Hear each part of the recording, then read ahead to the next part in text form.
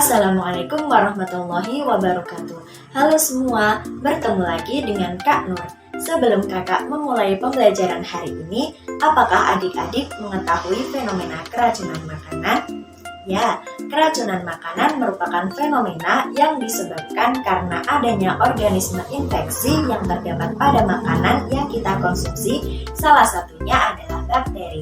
Pembelajaran kali ini adalah materi mengenai struktur dan fungsi bakteri. Bakteri terbagi menjadi dua, yaitu yang pertama struktur luar dan yang kedua adalah struktur dalam. Struktur luar bakteri terdiri atas flagela, pili, kapsul, dinding sel, dan juga membran plasma. Sedangkan untuk struktur dalam bakteri terdiri atas sitoplasma, ribosom, plasmid, dan juga nukleus. Adapun fungsi pada struktur tubuh bakteri, yang pertama flagela atau biasa disebut dengan bulu cambuk. Flagela ini berfungsi sebagai alat gerak pada bakteri yang terdapat pada dinding sel.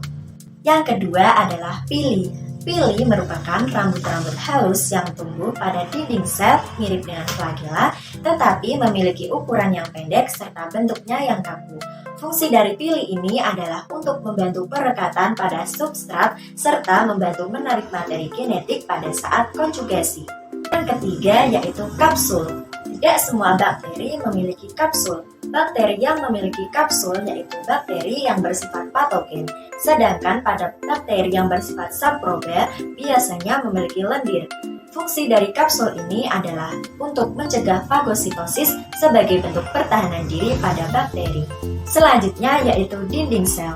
Dinding sel pada bakteri tersusun atas peptidoglikan yaitu polisakarida yang berikatan dengan protein.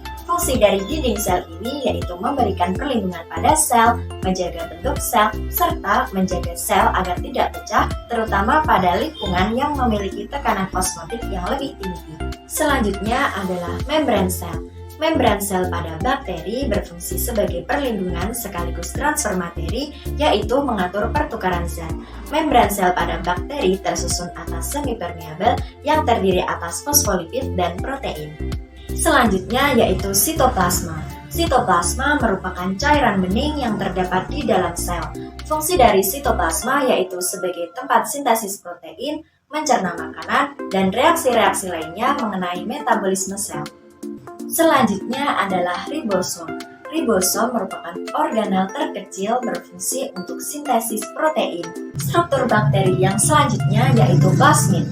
Hampir sama dengan kromosom, tetapi kromosom plasmid berada jauh dari kromosom utama. Plasmid terletak pada sitoplasma yang berfungsi dalam rekayasa genetik.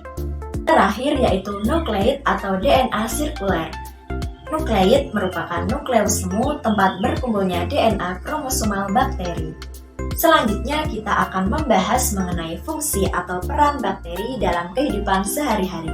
Yang pertama berperan dalam proses pembuatan antibiotik oleh bakteri Streptomyces griseus dan juga bakteri Bacillus subtilis. Selanjutnya menghasilkan asam asetat oleh bakteri Acetobacter. Kemudian berperan dalam proses pembuatan olahan susu seperti yogurt oleh bakteri Lactobacillus bulgaricus, Lactobacillus casei, dan juga Streptococcus lacitis. Fungsi bakteri yang selanjutnya yaitu berperan dalam pembuatan nata de coco oleh bakteri Acetobacter psyllium. Kemudian membantu menghasilkan biogas dan mengikat nitrogen oleh bakteri Bacteroides, bakteri Enterobacteriaceae, bakteri Rhizobium radiculola, dan juga Nitrococcus. Fungsi bakteri yang terakhir yaitu berperan dalam proses pembusukan sisa makanan oleh bakteri E. coli. Demikian penjelasan materi mengenai struktur dan fungsi bakteri. Semoga bermanfaat. Wassalamualaikum warahmatullahi wabarakatuh.